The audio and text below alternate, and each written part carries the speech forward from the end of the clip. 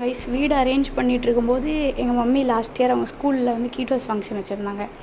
அதில் கொடுத்த இந்த சீடு பேக்கெட் எனக்கு கிடச்சிது.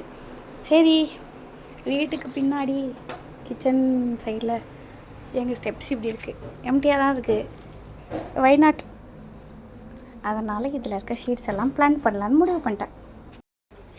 ஃபஸ்ட்டு இதில் என்னெல்லாம் சீட்ஸ் இருக்குதுன்னு பார்க்க போகிறேன். லாஸ்ட் இயர் பார்த்தது எனக்கு ஞாபகம் இல்லை. அழகாக அந்த பேக்கில் ஒரு மாதிரி ஏஸ்தடிக்காக வச்சு நல்லா கொடுத்துருக்காங்க.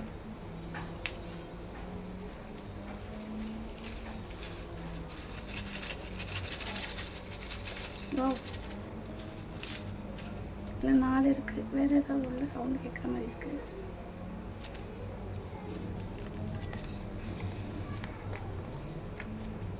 ஓகே, இதில் வந்து ப்ரொசீஜர் கொடுத்துருக்காங்க, என்ன பண்ணணும் எப்படி பண்ணணும் அப்படின்னு சொல்லிட்டு.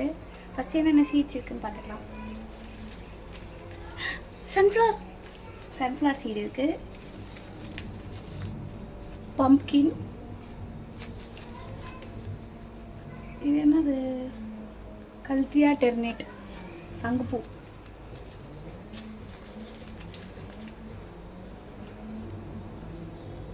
லேடிஸ் ஃபிங்கர் ஹாஃப் தான் இருக்குது.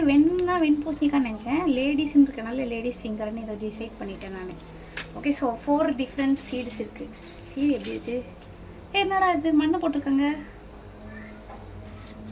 ஓகே, இது மண்ணாக இருக்கும், அதை மண்ணில் வச்சு தண்ணி போட்டால் செடி வளர்ந்துடும் அப்படின்னு சொல்கிறாங்க.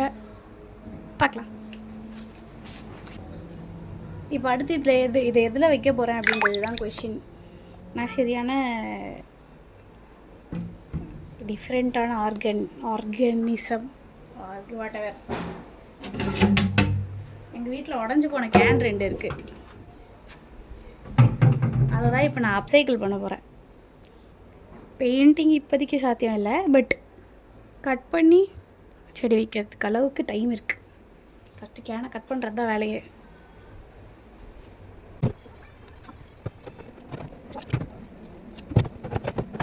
ஆறிடுச்சு, அது இல்லை. நான் பேசாமல் இதை கட் பண்ணிட்டு வந்துடுறேன். கைஸ், இந்த ஒரு ஹாஃபை கட் பண்ணுறதுக்குள்ளே எனக்கு உயிரே போயிடுச்சு. Literally it took 9 minutes to cut it.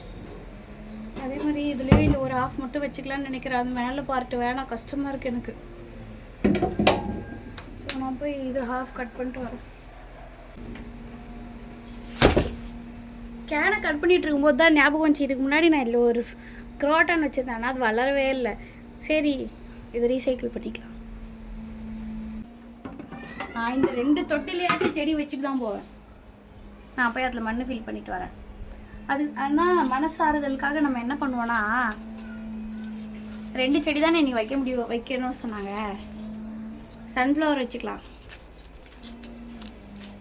Pumpkin வச்சுக்கலாம். சன்ஃப்ளவர், ஹாலோவின் பம்ப்கின், இது 2 வச்சுக்கலாம். ஓகே, சரி. இப்போ இதில் மண்ணி ஃபில் பண்ணிட்டு வரேன். இதுக்கு தண்ணி ஊற்றி இதை க்ளீன் பண்ணலாம். கைஸ், மண் கொண்டு வந்தாச்சு, தண்ணி போடுறோம். என்கிட்ட ஏஸ்தடிக் ஸ்டஃப்லாம் கிடையாது.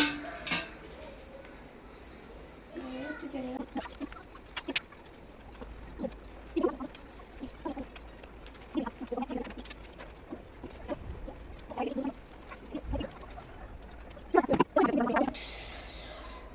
Methods to seed ball plantation.